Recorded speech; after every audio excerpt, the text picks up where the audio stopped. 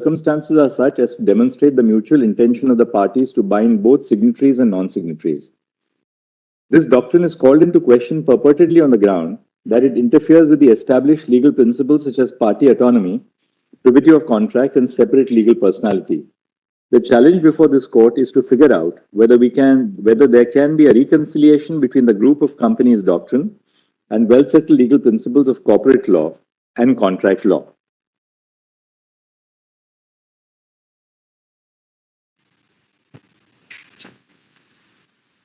Chapter 10, slide up. It's important.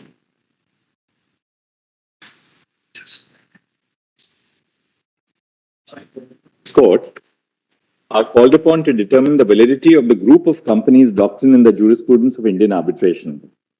The doctrine provides that an arbitration agreement, which is entered into by a company within a group of companies, may bind non-signatory affiliates if the circumstances are such as to demonstrate the mutual intention of the parties to bind both signatories and non-signatories. This doctrine is called into question purportedly on the ground that it interferes with the established legal principles such as party autonomy, privity of contract, and separate legal personality. The challenge before this court is to figure out whether there can be a reconciliation between the group of companies doctrine and well-settled legal principles of corporate law and contract law.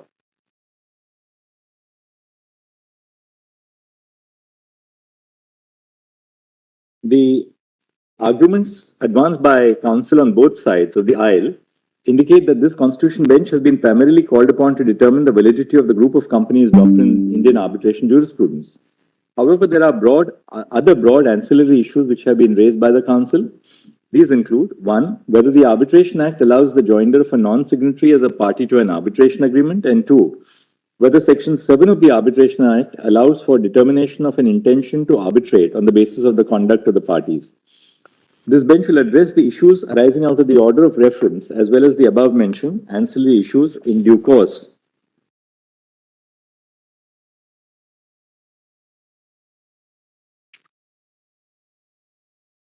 It's a generally accepted legal proposition that arbitration is a matter of contract and a party cannot be required to submit to arbitration any dispute which they have not agreed so to submit. Since consent forms the cornerstone of arbitration, a non-signatory cannot be forcibly made a party to an arbitration agreement, as doing so would violate the sacrosanct principles of privity of contract and party autonomy. However, in the case of multi-party contracts, the courts and tribunals are often called upon to determine the parties to an arbitration agreement. The general method to figure out the parties to an arbitration agreement is to look for the entities who are named in the recital and have signed the agreement.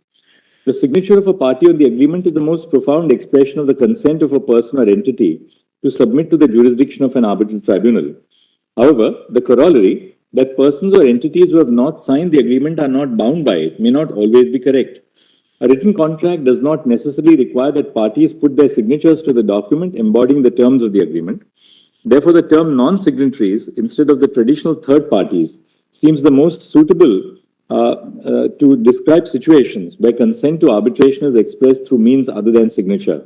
A non-signatory is a person or entity that is implicated in a dispute which is the subject matter of an arbitration, although it has not formally entered into an arbitration agreement. The important determination is whether such a non-signatory intended to effect legal relations with the signatory parties and be bound by the arbitration agreement.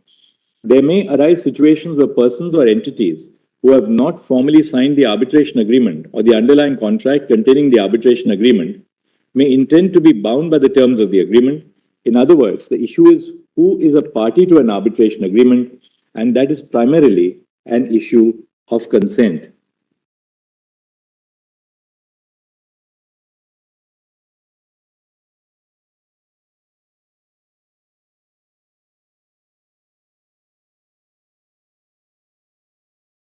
Reading Section 7 of the Arbitration Act in view of the above discussion gives rise to the following conclusions. First, arbitration agreements arise out of a legal relationship between or among persons or entities which may be contractual or otherwise.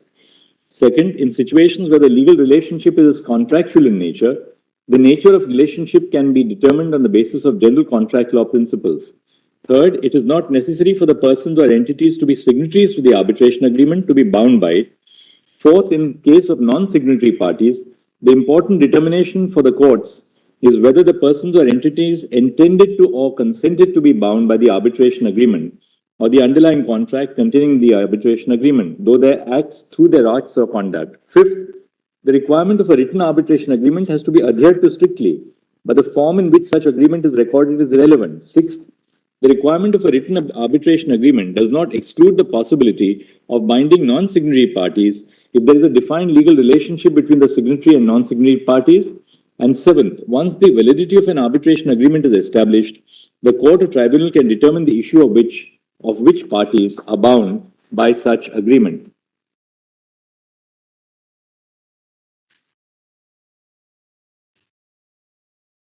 Arbitration law is an autonomous legal field. While the main purpose of corporate law and contract law is imputation of substantive legal liability, the main purpose behind the law of arbitration is to determine whether an arbitral tribunal has jurisdiction over the dispute arising between parties to an arbitration agreement. On the one hand, the courts and tribunals cannot lightly brush aside the decision of the parties to not make a person or entity as a party to the arbitration agreement. The fact that the non-signatory did not put pen to paper may be an indicator of its intention to not assume any rights or responsibilities under the arbitration agreement. On the other hand, courts and tribunals cannot adopt a rigid approach to exclude all persons or entities who, through their conduct and relationship with the signatory parties, intended to be bound by the underlying contract containing the arbitration agreement. The area of arbitration law not only concerns domestic law, but it also encompasses the international law, particularly when it pertains to the enforcement of international arbitral awards. Therefore, this court ought to adopt a balanced approach without compromising on the basic principles of arbitration law, contract law, and company law to ensure that the resultant legal framework is consistent with internationally accepted practices and principles. A formalistic construction of an arbitration agreement would suggest that the decision of a party to not sign an agreement should be construed to mean that the mutual intention of the parties was to exclude that party from the ambit of the arbitration agreement. Indeed, corporate entities have commercial and contractual freedom to structure their business in a manner to limit their liability.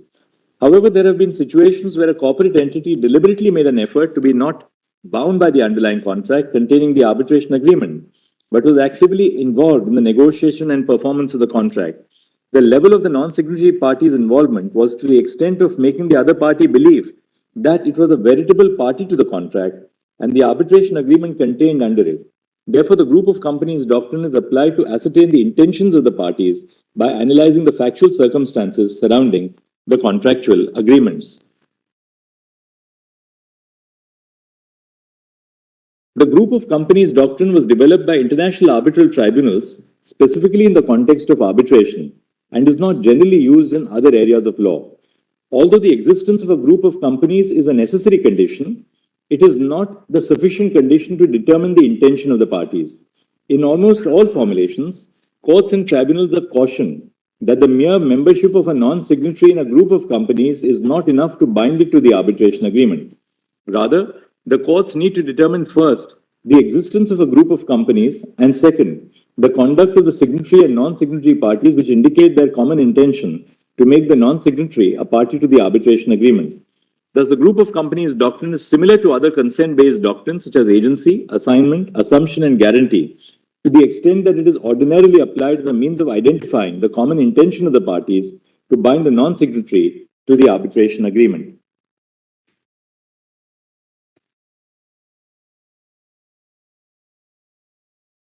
Since the group of companies doctrine is a consent-based theory, its application depends upon the consideration of a variety of factual elements to establish the mutual intention of all the parties involved.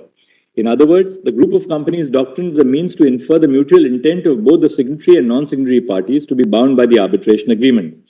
The relationship between and among the legal entities within the corporate group structure and the involvement of the parties in the performance of the underlying contractual obligations are indicators to determine the mutual intentions of the parties. The other factors, such as the commonality of the subject matter, composite nature of the transactions, and the performance of the contract, ought to be cumulatively considered and analyzed by courts and tribunals to identify the intention of the parties to bind the non-signatory party to the arbitration agreement.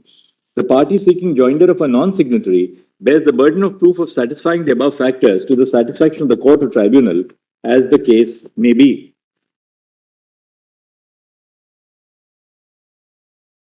We are of the opinion that there is a need to seek a balance between the consensual nature of arbitration and the modern commercial reality where a non-signatory becomes implicated in a commercial transaction in a number of different ways. Such a balance can be adequately achieved if the factors laid down under discovery enterprises, supra, are applied holistically. For instance, the involvement of the non-signatory in the performance of the underlying contract in a manner that suggests that it intended to be bound by the contract containing the arbitration agreement is an important aspect.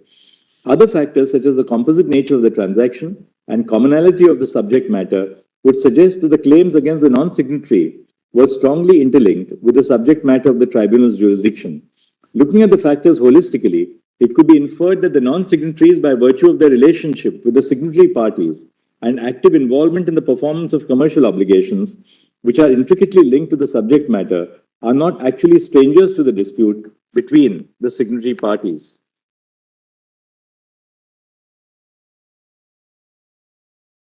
One of the questions that has been referred before us is whether the phrase claiming through or under in Section 8 could be interpreted to include the group of companies doctrine.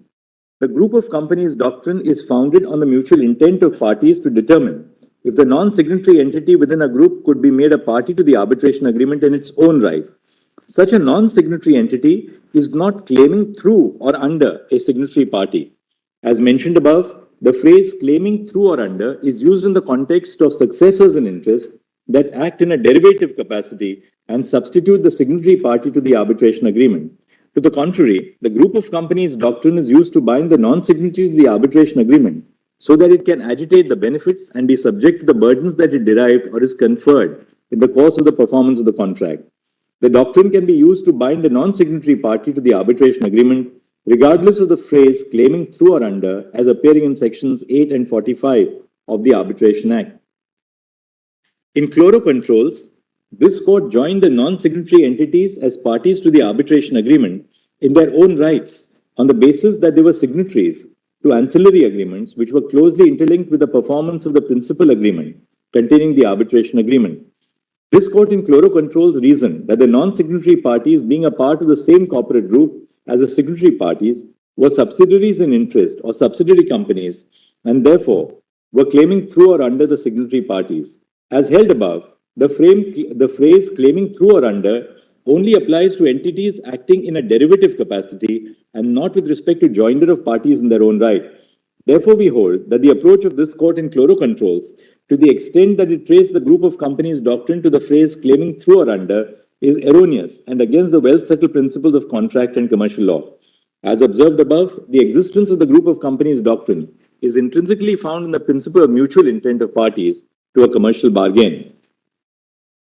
In case of joinder of non-signatory parties to an arbitration agreement, the following two scenarios will prominently emerge. First, where a signatory party to an arbitration agreement seeks joinder of a non-signatory party to the arbitration agreement. And second, where a non-signatory party itself seeks invocation of an arbitration agreement.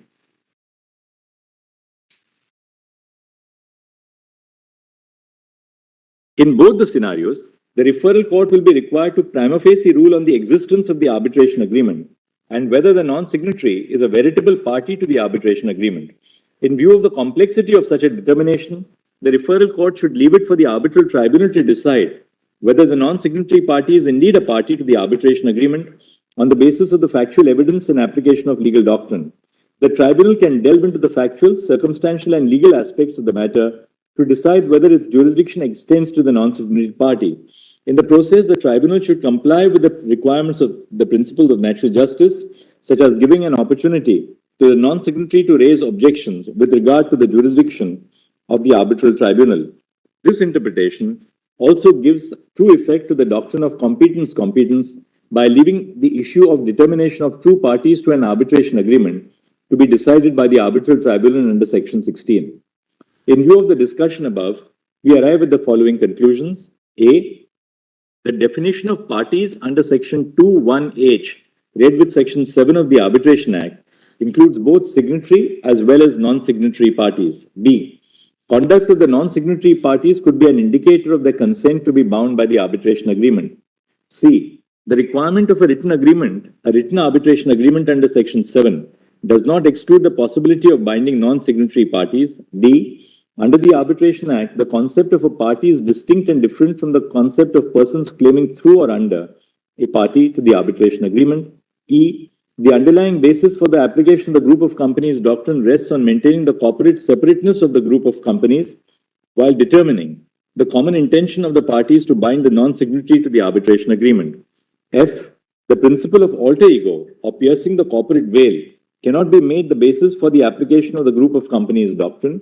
G. The group of companies doctrine has an independent existence as a principle of law which stems from a harmonious reading of Section 2(1)H along with Section 7 of the Arbitration Act.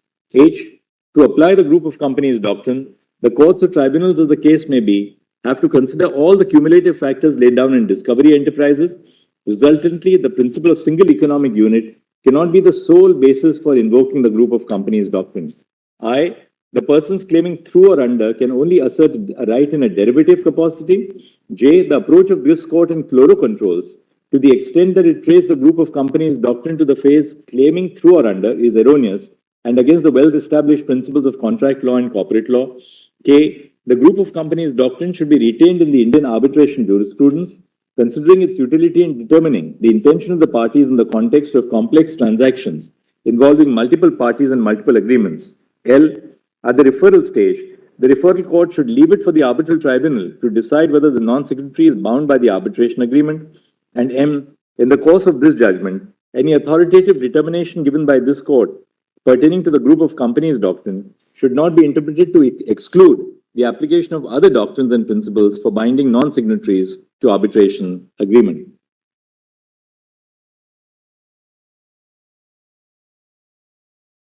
We answer the questions of law referred to this constitution bench in the above terms. The registry shall place the matters before the regular bench for disposal after obtaining the directions on the administrative side. My learned brother Justice this one I just said.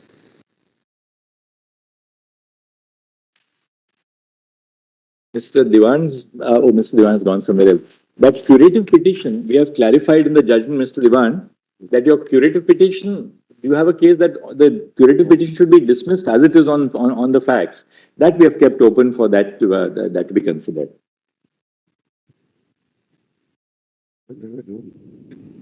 That's a different case, man. Oh. No, but here also, sorry. Mine is a concurring judgment with some additional reasons.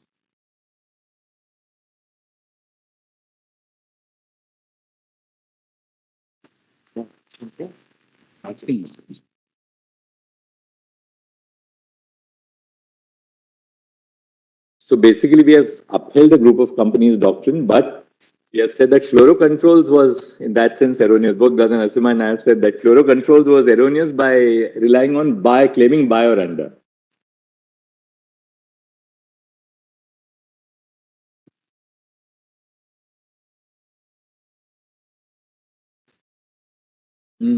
That's fine. A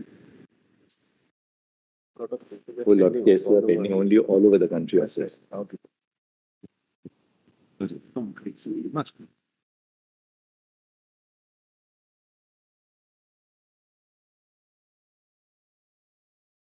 Decathlon Wellness Collection.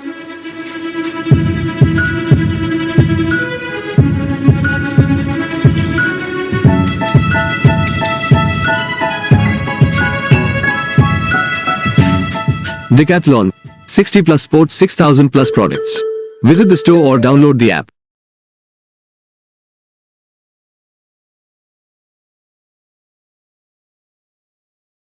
सरसों के तेल की खुशबू से घर का खाना ही नहीं, हमारी परंपराएं भी महकती हैं। इसीलिए फॉर्च्यून कच्ची घानी शुद्ध सरसों तेल क्वालिटी के 100 से भी ज्यादा टेस्ट से गुजरकर स्वाद और शुद्धता को बनाए रखता है।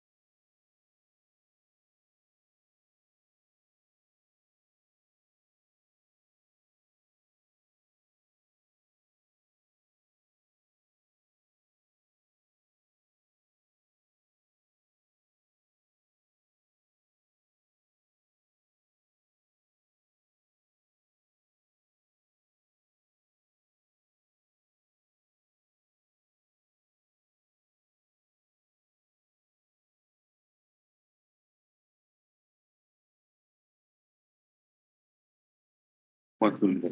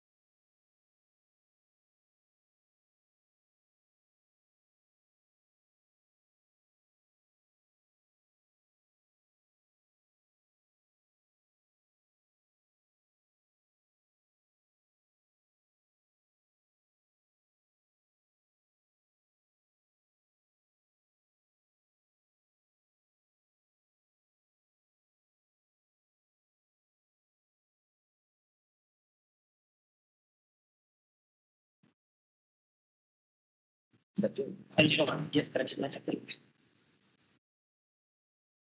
It's me.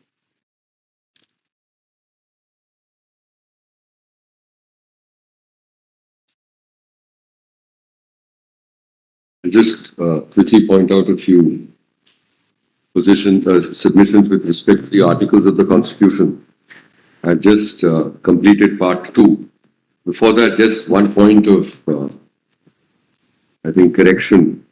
Mrs. Sibal had interjected yesterday and suggested that the Nandita Saikia study had compared pre-reorganization Assam statistics with post-reorganization. Now, we've checked it up. And I'll just give you 2 pages. This does not seem to be correct because the authors have been very careful. I'll just give you the pages. At pages 2956 and 2957 of volume 4, below both tables 2.6 and 2.7, the authors specifically indicate that they have considered the period consistent and the areas consistent with the 2011 census boundary of Assam. So that you may just note, there is a specific notation which has been made by the authors below tables 2.6 and 2.7. They've gone on the basis of the 2011 census by which reorganization took place, and they have compared as far as the earlier period is concerned with those same districts, etc. So that's just a point. Now, if I may just if your lordships could just take up the Constitution, please. Just a few articles that I want to place. So first is, of course, Article 13(2). The state shall not make any law which takes away or abridges the rights conferred in this part, and any law made in contravention of this clause shall, to the extent of the contravention, be void. So I wish to just emphasize, even an abridgment ought not to be countenanced if your lordship finds that, in fact, you have, there is such an abridgment. The other couple of articles that I wanted to point out was 29(1). We'll make our submissions on that. But 29(1), protection of interests of minorities. So it comes under the heading cultural and educational rights. And as far as 29(1) is concerned, any section of the citizens residing in the territory of India or any part thereof having a distinct language, script or culture of its own shall have the right to conserve the same. And in our respectful submission, the impact which this impugn provision has directly impacts our ability to conserve broadly our cultural rights, but specifically also aspects of distinct script, distinct language. Then please go to Articles 326 and 327.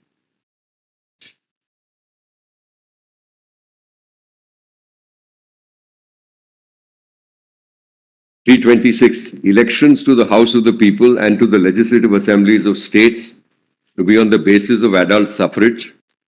The elections to the House of the People and to the legislative assembly of every state shall be on the basis of adult suffrage. That is to say, every person who is a citizen of India and who is not less than 18 years of age on such date as may be fixed in that behalf by or under any law made by the appropriate legislature and is not otherwise disqualified under the Constitution or any law made by the appropriate legislature on the ground of non